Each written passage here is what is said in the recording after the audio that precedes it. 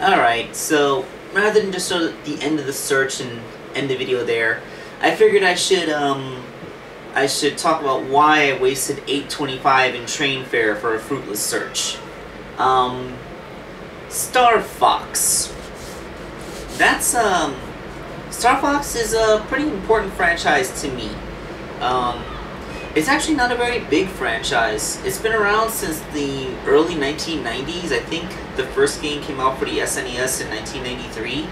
But to this day, there's only 5 games in the franchise. There's the original SNES game, then Star Fox 64, which is probably the most popular. Then came out Star Fox Adventure, followed by Star Fox Assault, and finally Star Fox Command. Not counting cameo appearances of the characters in other games such as Super Smash Bros. Or re-releases like how Star Fox 64 came out on the 3DS a couple years ago. There's that's it. Only 5 games.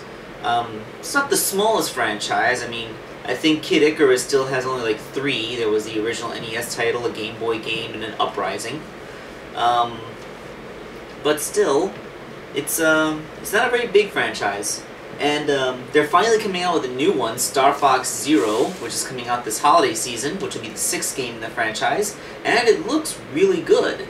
I saw a demo of it playing while I was at the Nintendo store. So, what's the story? Why was finding this Fox very important to me? Well, Star Fox 64 for Nintendo 64 was the first Nintendo game that I ever owned.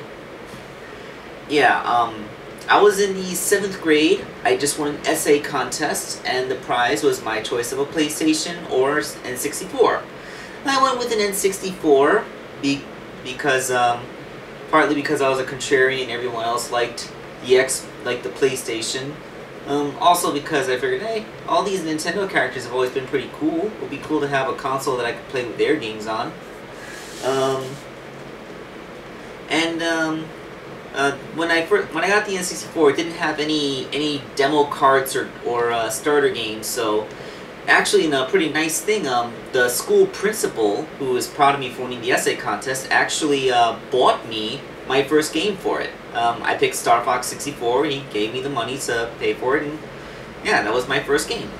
And you know, it's kind of cool. Like that's what makes it one of the important iconic franchises for me. It was the first Nintendo game I ever played, and Star Fox 64. That's not nothing. That's a pretty awesome game.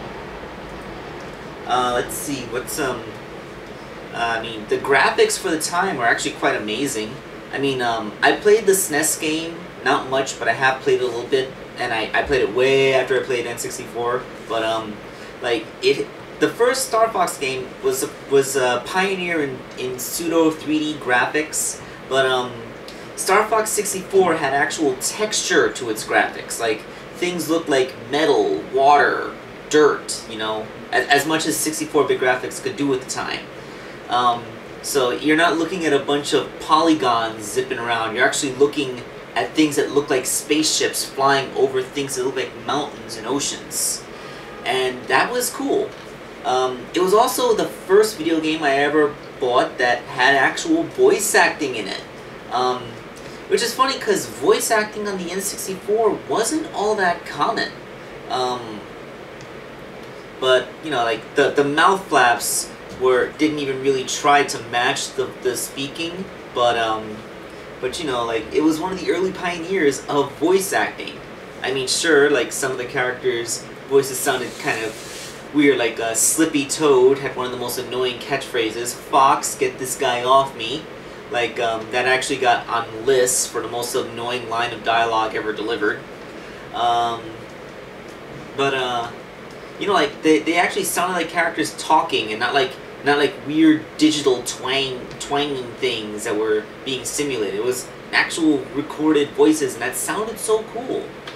And yeah, Star Fox 64, it was a genuinely good game. I bought the 3DS re-release, and it still holds up even after all these years. I mean, Um, Now the franchise, the franchise has never really been stable. It's had a bunch of canceled games from what I understand, and well, like all the games had things that have followed. Like I guess no one's really been as happy with a Star Fox game as they were with Star Fox 64 because that keeps getting held up as on a pedestal. Like I remember when Star Fox Adventure came out. Star Fox Adventure was a really different game from Star Fox 64. It was you know, it's basically a Legend of Zelda clone. And there were lots of complaints about it being a Legend of Zelda style game. You're playing as Fox, but you know you're not doing all the Star Fox things. You have no blaster. You're not fighting you don't fight Andross until the very end. Well, I guess there was only one technical failing of the game, which was made by Rare. It was one of the last titles that Rare made for Nintendo. The only technical failing of that game was that if you save before you fight the final boss, then you can only fight the final boss, and you can't go back and explore the rest of the game like you can in Legend of Zelda. I wouldn't call it game-breaking because all you have to do is remember to not save after the last dungeon and you can continue to explore the world all you want. But that was a pretty weird design decision. That's kind of stupid that they did that. You know, there was also some animosity because it wasn't originally supposed to be a Star Fox game. It was supposed to be a different game like Adventures on Dinosaur Planet. You were supposed to play as two characters, which Crystal was one of the other characters, but she was only playable for the first level, which was really just a prologue, and then you're just Fox the entire time, and she's a MacGuffin to save. And, you know, I guess, though technically a pretty good game, I really liked playing that game. There was just, I don't know, it's just it's not really a Star Fox game, and you're only in the R-Wing as a level transition, so, you know, just some people didn't like that. The follow-up game, Star Fox Assault for the GameCube, that game was awesome. It kind of really returned to the format. You're in the R-Wing end. You're fighting Andross's nephew, Andrew Oikini, and then things take a big left turn when we're introduced to a new villain series, the Aperoids, these robotic-looking insect things from beyond the solar system that try to, you know, take over everything, and that game was really cool. I mean, you get to see all the characters make their reintroductions, like Star Wolf, and they have this new guy Panther who speaks with this smooth voice and is always hitting on the ladies, and you get some out of the ship time, but it's not like a Legend of Zelda game. It's more like a third-person shooter, which is it's really good. I mean, that feels more like what Star Fox would do outside of his ship than what he did in the adventure game. There's even a level that returns to Dinosaur Planet to respect continuity. You know, that's always good. You get to see that. I really enjoyed that game. It was good. I'm not sure how well received that game was. Didn't really hear much opinion. It seemed that Star Fox Assault kind of passed through without huge amounts of fanfare, which is kind of a shame because it was only like the fourth Star Fox game ever made, and I don't know. I kind of thought that it deserved to be more well known and well received than it was apparently. I mean, if you love Star Fox Command, let me know. Because Star Fox Assault, let me know. Then the last Star Fox game was released on the DS, Star Fox Command. It was a really terrible game. It was good. There were so many problems with that game. First was the new gameplay feature where you have like this overworld map with a fog of war that you have to maneuver around on. That kind of I know that is an entirely different genre of gameplay in and of itself. It's like I don't know. It's like some a tactical thing. I think I can't think of another game franchise, like maybe Advance Wars is a game like that, I think. But that is totally not the kind of gameplay that I like having to worry about balancing turns and getting through the fog of war to find enemy troops and like, no. I mean, it's not like they haven't experimented with breaking apart the franchise into other genres before, like, but I guess it comes down to my personal taste. I mean, I like Legend of Zelda, therefore Star Fox Adventure was okay to me. I like playing third-person shooter-style games like Jet Force Gemini, so Star Fox Assault with its out-of-the-ship segments still appeal to my kind of thing. I do not like turn-based tactical strategy type things. I did not like that kind of game. So maybe some people like it and they like that, but no, that personally that wasn't me. And then when you actually get in the ship, there's very little solace there.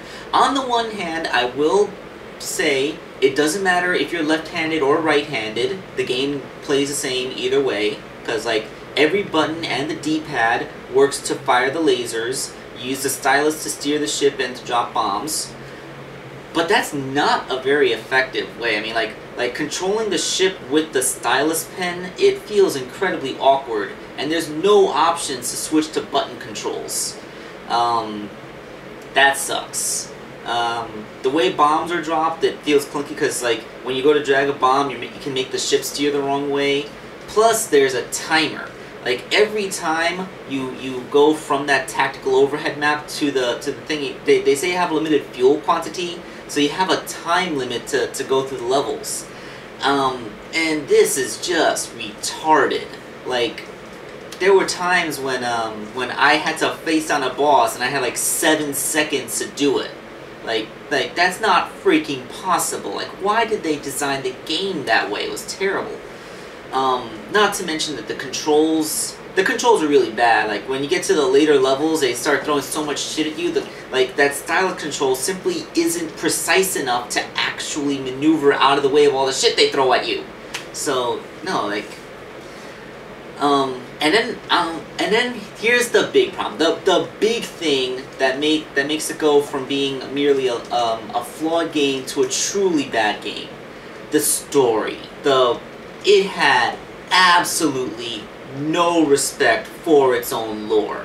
Like Panther in Star Fox Command, he was this in Star Fox Assault, he was this suave Latin sounding guy. He was so cool. And then in Command, first of all, the dialogue reverts back to the SNES days, like instead of words. But that they probably just did that to try and grab some nostalgia.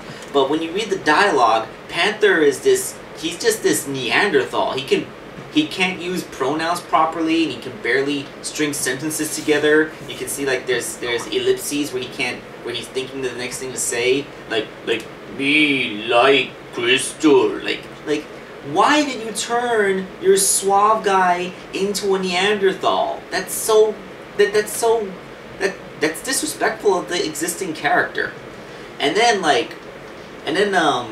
Crystal, she leaves the team. Like, between games, she had a falling out with Fox and she leaves the team.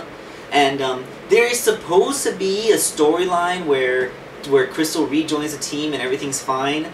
I never got it. Yeah, that's another thing. Multiple branching storylines, and the endings don't line up to any kind of canon whatsoever. I thought I got one where Crystal rejoined the Fox team, but then she runs away for some reason, goes back to Teen Starwolf, leaving Fox heartbroken. Like, why? And then there's the ones where Starwolf becomes the heroes and Crystal joins them to be with Panther, and there's some where Crystal betrays both teams and she's a traitor after the world gets saved. She goes off and becomes a solo bounty hunter, and when she sees Fox, they don't even recognize each other anymore. There's one where you're following Falco and he pursues the wrong lead and takes out Aparoid Pigma, but then it turns out that the main villains were beaten by other people, and Falco's like, "Aw, man, I miss being the hero." So he forms his own mercenary team, including a new character that is just introduced in text in the last scene. And then And then there's one where Fox and Falco both end up on that story path, and when they realize that they can't be hero mercenaries anymore, they decide to become race car drivers instead! So they modify their R-Wings into hover racers and become famous F-Zero racers, because it looks like freaking F-Zero. And like, you know what? I would have liked if they made a little spin-off racing game for Star Fox based off of that ending. I mean, I thought that they were teasing a sequel there. Nope, nothing ever came of that. And quite frankly, every single, the writing is terrible. It's so shallowly scripted, and like all these multiple branching endings, and they totally can't work with each other in canon. And like, I don't understand what they were thinking. Like, all these multiple endings don't make sense, and it's not good. So the gameplay is extremely poor and lackluster for the franchise. The writing is terrible. The characterization is completely off. Star Fox Command for the Nintendo DS it's a bad game. And for a franchise that only has 5 entries in it, to end on a real stinker like that was just a really bitter pill to swallow. Fortunately, after when the 3DS came out, they re-released Star Fox 64, the series' high point, so I'm guessing people's most recent memory of the Star Fox franchise are of that. So it's good to have positive memories coming into the Star Fox Zero game, which doesn't have a specific release date, but is coming out this holiday season. Yay! So yes, got a little bit roundabout there. Just became a vlog about the whole video game franchise and my opinions on it. But Star Fox, to me, is a pretty important franchise, and that's why I wanted this action figure so much.